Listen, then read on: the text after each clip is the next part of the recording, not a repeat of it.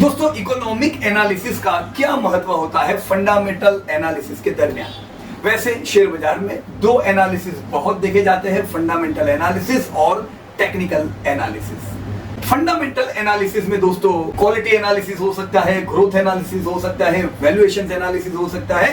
Economic analysis भी fundamental analysis का एक बहुत बड़ा रोल प्ले करता है। हालांकि फंडामेंटल एनालिसिस में की फोकस होता है कि बिजनेस जहां पे हम इन्वेस्ट कर रहे हैं वो कितना ग्रो करेगा या श्रिंक होगा। दोस्तों जितना ज्यादा ग्रो करेगा उतना ज्यादा आपके वैल्यूएशंस बढ़ते हैं, आपकी अर्निंग्स बढ़ती है। अब दोस्तों बिजनेस कितना ग्रो करेगा या नहीं करेगा ये डिपेंड करता है कंपनी कैसा एग्जीक्यूट करती है, मैनेजमेंट क्या डिसीजन लेते हैं, कंपनी और मैनेजमेंट के प्लान्स, एक्शन, स्ट्रेटेजी। लेकिन इन सब चीजों के होने के बावजूद भी दोस्तों एक्सटर्नल फैक्टर भी बहुत बड़ा रोल प्ले करते हैं आपकी इस कंपनी में जहां पे आप निवेश करते हो। यस दोस्तों इफेक्टिव मैनेजमेंट है, कंपनी का अनुभव बहुत अच्छा है, लेकिन जब एक्सटर्नल फैक्टर सुटेबल या फेवरेबल ना हो ऐसे समय पे भी दोस्तों अर्निंग आपकी कंपनी की श्रिंक होती है। तो इंटरनल एनवायरनमेंट, इंडस्ट्री एनवायरनमेंट को यस दोस्तों मार्केट शेयर गेन करना हो, क्वालिटी कैसी रखनी है, कॉस्ट कैसे कंट्रोल में रखे, प्रॉफिट कैसे बढ़ाए, ये सब चीज अच्छी मैनेजमेंट कर सकती है। लेकिन अगर हम इकोनॉमिक एनालिसिस समझे तो एक्सटर्नल एनवायरनमेंट जो हावी होते हैं आपकी कंपनी के ऊपर, जो आपकी कंपनी के प्रॉफिट से डाउन करते हैं, उसकी एक वाइड अंडरस्टैंडिंग दोस्तों हमें मिल सकती है। जी हाँ दोस्तों, अगर इंटरनल जैसे कंपनी और मैनेजमेंट जानना जरूरी है, क्वालिटी अच्छी है कि नहीं है कंपनी की जानना जरूरी है, लीडरशिप मार्केट शेयर बढ़ रहा है कि घट रहा है जानना जरूरी है, तो इकोनॉमिक एनालिसिस भी जरूरी है क्योंकि वो बाहरी तत्व है जो आपकी कंपनी पे हावी हो सकता है। सिर्फ आपकी कंपनी नहीं बल्कि पूरे की पूरी इंडस्ट्री पे दोस्तों एक नेगेटिव इंपैक्ट छोड़ सकता है। अगर इकोनॉमिक एनालिसिस हम जानते हैं दोस्तों तो हम उस चैलेंजिंग मोड से दोस्तों आगे निकल सकते हैं। यस दोस्तों इकोनॉमिक एनालिसिस में जो जीडीपी ग्रोथ रेट आता है, अब जीडीपी ग्रोथ रेट को जब हम समझते हैं हमारी कंट्री का, दूसरे इमर्जिंग इकोनॉमी का, डेवलप इकोनॉमी का, दुनिया का, तो हमें थोड़ा ये भी ध्यान रहता है कि मैं मेरी कंपनी को देखूं, उसके साथ मेरी कंपनी जिससे जुड़ी हुई है वो इंडस्ट्री कैसा परफॉर्म कर रही है, इंडस्ट्री जिससे जुड़ी हुई है वो मेरी कंट्री कैसा परफॉर्म कर रही है। क्या ऐसा तो नहीं है कि कंट्री परफॉर्म कर रही है पर कुछ चीजें इंडस्ट्री के लिए फेवरेबल नहीं है।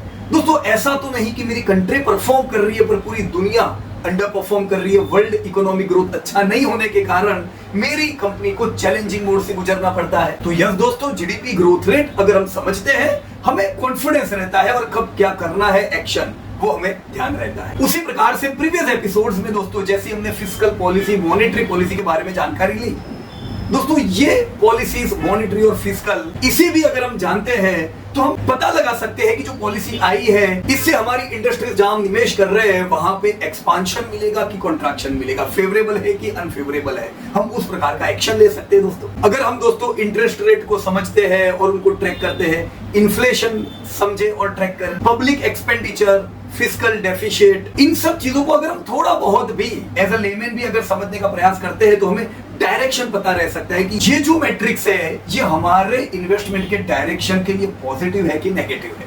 अगर नेगेटिव हो तो हम थोड़ा बहुत हम इक्विटी से कैश की ओर आ सकते हैं और पॉजिटिव हो तो हमारा झुकाव हम इक्विटी की ओर कर सकते हैं। सो यस दोस्तों इन चीजों को पढ़ के इन्वेस्टर पहचान सकता है कि जो पॉलिसीज है वो मेरे इन्वेस्टमेंट के लिए फेवरेबल है कि अनफेवरेबल है। जनरली दोस्तों अनफेवरेबल कंडीशंस जब होती है इकोनॉमी की उस समय लोग ज्यादा कैश में जाना पसंद करते हैं और फेवरेबल पोजीशन में कैश से इक्विटी में आना पसंद करते हैं। राइट फ्रेंड्स, जैसे हम अपना पिछला अनुभव देखें तो जब हमारा कंट्री ग्रो नहीं करता था टिल द टाइम 1991-92 हमने जब तक प्राइवेटाइजेशन नहीं किया था दोस्तों, वो समय पे वर्ल्ड ग्रो कर रहा था, इंडिया का ग्रोथ इतना अच्छा नहीं था, तो पॉलिसीज फेवरेबल नहीं थी, हमारी कंपनीज के प्रॉफिटेबिलिटी भी बढ़ती नहीं थी, तो चैलेंजिंग समय था। दोस्तों जैसा हमने इकोनॉमी में ग्रोथ देखा भारत की, आपने देखा होगा कैसे इंडेक्स ने परफॉर्म किए।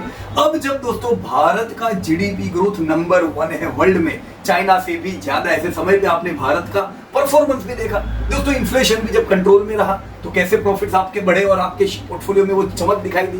दोस्तों कैसे युद्ध के दौरान जब इन्फ्लेशन बढ़े हुए थे वो समय पे प्रॉफिट्स आपकी कंपनीज के डाउन हुए थे और आपने करेक्शन देखा था। कैसे दोस्तों इन्फ्लेशन को काबू में करने के लिए इंटरेस्ट रेट वर्ल्ड ने बढ़ाए तो कुछ ऐसी कंट्रीज जो ऑलरेडी डेब्ट बर्डन में थी, वहां पे तो इंटरेस्ट रेट बढ़ना उनके लिए बड़ा खतरा हो गया। पर भारत, जहां पे डेब्ट to GDP ratio already comfortable था, हमें तो कोई प्रॉब्लम ऐसे आया नहीं और अपना कंट्री और आगे निकलता चला गया। अब जबकि दोस्तों हमने ऑलरेडी पिछले साल इंटरेस्ट रेट बढ़ने वाले देखे थे, ये फेवरेबल नहीं थे कंपनीज के लिए, पर अब आने वाले समय में अगर इंटरेस्ट रेट घटता है तो आपकी कंपनी के प्रॉफिट बढ़ेंगे कि घटेंगे।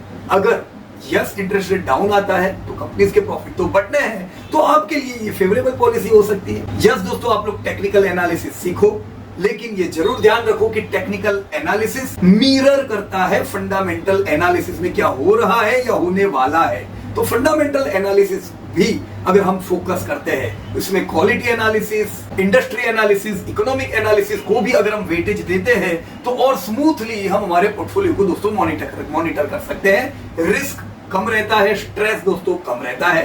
तो आप लोग दोस्तों इकोनॉमिक एनालिसिस भी, जो फंडामेंटल एनालिसिस का एक बहुत बड़ा पार्ट है, क्या उसको सीखोगे कि नहीं? मुझे चैट बॉक्स में जरूर बताइएगा कि कौन सी चीजें इकोनॉमिक एनालिसिस में दोस्तों आप लोग ट्रैक करते हो और फायदा हुआ है कि नहीं हुआ है। Thank you very much and जय हिंद टू एवरीवन।